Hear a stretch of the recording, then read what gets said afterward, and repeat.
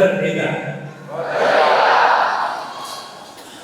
Kira ada orang umur 80 tahun kejut merdeka, kita harus bangga bahwa Pancawindu sudah negara kita.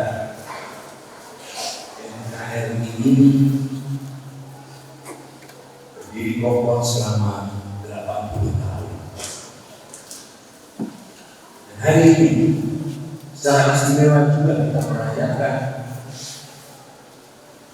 peristiwa sangat penting bagi gereja kita, penerimaan Roh Kudus untuk saudara-saudara kita.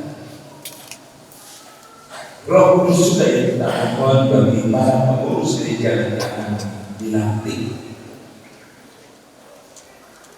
Satu kebetulan yang istimewa, mungkin bagi kita orang beriman tidak ada yang kebetulan. Mudah kita ingat bahwa pengurus baru yang akan dilantik persis dilantik pada saat hari kemerdekaan 17 Agustus 2025. Ada 20 tahun ke-80 negara. Juga anak-anak yang akan menerima Islam, saudara-saudara kita.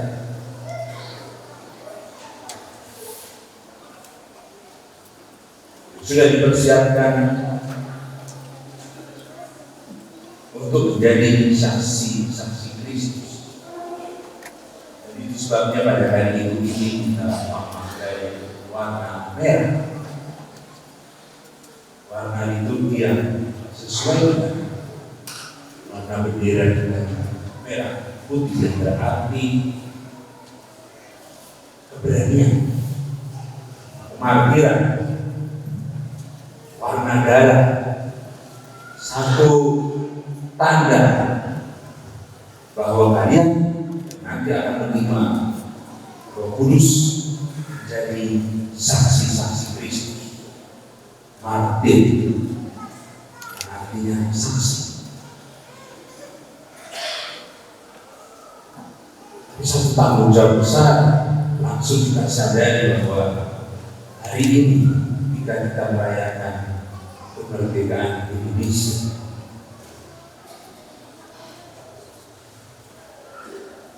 Sebagai warga negara yang setia dan komit untuk selalu berjuang bagi kesatuan negara kita. Sebagai warga gereja yang mau terlibat memberikan diri dengan pengurapan Roh Kudus, saudara-saudari menjadi orang-orang Katolik sejati, bukan orang Katolik setengah-setengah yang menunggu saja, yang hanya datang untuk ikut-ikutan pergi ke gereja. Orang Katolik yang terlibat, orang Katolik yang mengambil bagian dalam kehidupan di gereja, itulah artinya menjadi orang Katolik yang dewasa, yang penuh. Sebabnya sakramen ini disebut sakramen penguatan, yang menguatkan apa yang sudah kalian terima dalam baptis. Janji yang nanti akan diucapkan, janji iman, mengingatkan kita semua. Bukan hanya kalian saja yang menerima Roh Kudus, tapi semua kita yang hadir di sini akan janji iman kita, akan Roh Kudus yang dicurahkan pada gereja pada hari Pentakosta dengan suara pemberitaan, persis seperti kita katakan merdeka. Pada waktu itu rasul-rasul yang ketakutan tinggal di rumah yang pintu-pintu terkunci, tiba-tiba menjadi berani untuk berkata, untuk bersaksi. Dari sejak awal lahirnya gereja, Roh Kudus dicurahkan supaya umat tidak takut tinggal dalam kenyamanan di gereja kita, menjadi umat yang berani di luar untuk menyatakan pada dunia, pada masyarakat, untuk menceritakan perbuatan-perbuatan ajaib. Itulah saudara-saudari, kita sendiri sadar dalam sejarah perjuangan kemerdekaan kita di mana posisi gereja Katolik Indonesia. Sesuai dengan kata-kata istimewa dari Monsignor Albertus Sugiyopranoto, menjadi 100% Indonesia berarti menjadi 100% Katolik. Artinya kita sungguh-sungguh Katolik, kita juga sungguh-sungguh menyadari identitas kita sebagai orang Indonesia. Tidak kita pisah-pisahkan, sama seperti di samping kita pasang bendera yang dengan bendera kuning putih, lambang bendera Vatikan, lambang gereja. Itu yang mau kita jadikan komitmen perjuangan kita sebagai orang Katolik. 100% Indonesia, 100% Katolik. Keterlibatan kita berarti membuat negara kita menjadi semakin memperjuangkan juga kesatuan nasional. Kita mau menjadi orang-orang yang memang bukan memecah belah, tapi justru memperjuangkan keadilan dan kesejahteraan bersama seluruh rakyat. Dan itulah posisi kita gereja Katolik.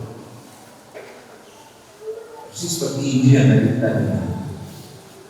Berikanlah kepada Kaisar apa yang wajib diberikan kepada Kaisar, kepada Allah apa yang wajib diberikan kepada Allah.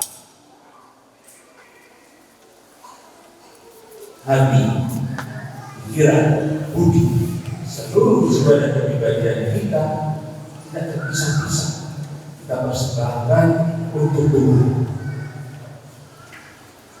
Tapi bukan untuk yang tidak kelihatan itu. Kalau kita tidak bisa menjadikan komitmen keterlibatan kita untuk sesama kita yang kelihatan, untuk negara kita yang nampak dan harus terwujud dalam keadilan dan kesejahteraan masyarakat. Presiden Soekarno mengatakan, perjuangan kami mungkin lebih mudah daripada perjuangan kalian. Dia bicara untuk kita yang ada di masa depan. Beliau memimpin perjuangan Islam Indonesia merdeka, mengatakan perjuangan mereka, bapak-bapak pendidik itu lebih mudah daripada perjuangan kita sekarang. Karena mereka melawan penjajah di luar. Kita melawan mungkin penjajahan baru yang berasal dari dalam. Itu lebih sulit. Melawan korupsi, melawan ketidakadilan, melawan nepotisme, supaya negara ini bisa terus berdiri. Itulah saya kira saat istimewa ditinggalkan oleh Bapak pendiri negara ini. Bukan hanya ketika kita mendengarkan detik-detik proklamasi, ada upacara bendera, kita harus sadar semangat yang dikeluarkan, yang diwariskan oleh bapak-bapak pendiri negara ini pada kita. Orang-orang Katolik mau menyambutnya sungguh-sungguh sebagai satu nikmat. Benar, Bapak, lebih mudah usir penjajah daripada melawan saudara-saudara sendiri yang rupanya justru menjajah bangsa. Situasi Indonesia tidak bisa kita katakan baik-baik saja. Pak Ibu, saudara-saudara, Benar, kita tidak dalam masa revolusi, tapi perjuangan kita belum selesai. Kita masih memikirkan banyak hal supaya apa yang telah ditinggalkan dan diwariskan bapak-bapak berdiri pada kita bisa tetap berlanjut. Kebijakan pemerintah yang kadang-kadang tidak jelas. Mana bilang kita bisa melihat. Orang mengatakan mana lagi menjunjung di situ. Mana bumi dipijak di sebelah itu. Sekarang ternyata ada bilang mana bumi dipijak di situ rakyat dipajak. Apanya peraturan regulasi yang justru membuat rakyat sendiri tidak merasa nyaman. Pemerintah yang seharusnya menjamin kesejahteraan masyarakat, menjamin keadilan yang merata semua, pendidikan, pertumbuhan, kesehatan, kesejahteraan semua, ternyata justru membuat kita menjadi bermusuhan satu sama lain, berperasaan, tidak bisa melaksanakan kehidupan yang benar kita harap. Karena itu saudara-saudara, dalam perayaan ini kita mohon bagi kita semua, supaya kita rakyat kecil, orang-orang yang berkehendak mampu mendukung satu sama lain, menguatkan satu sama lain untuk menegakkan bersama keadilan yang sesungguhnya. Beberapa minggu yang lalu saya berdiri dalam kunjungan ke wilayah kita, Duri, Kandis, Babatang, banyak dari saudara-saudara kita meminta regulasi sebanyak PNJ. Bersama-sama kita tidak mau mengobati rasa marah, takutan, teror. Kita mau bersatu padu untuk mempertahankan apa yang benar. Karena itu Bapak Ibu saudara, bukan hanya umat kita ya, umat dari gereja-gereja lain, umat dari agama, kita bersama-sama satu padu untuk berjuang demi kesejahteraan bangsa ini. 80 tahun negara ini harus diperjuangkan bersama, tidak otomatis. Kita sadar bahwa ternyata warisan itu harus tetap berjuangkan bersama. Karena kita mohon khusus, kita mohon rahmat sabda karunia. Peristiwa ini menjadi tanda bagi kita, saudara-saudara, nanti akan terima Kristus. Bapak Ibu dan saudara-saudara kita akan diberi kepercayaan dan tanggung jawab melanjutkan kepengurusan gereja. Tahu untuk memilih, sadar akan tugas dan tanggung jawab mereka, supaya mereka bisa menjadi rasul-rasul mendampingi umat, diri kita semua menuju Indonesia yang jaya, menuju gereja semakin dinamis dan hidup, visioner.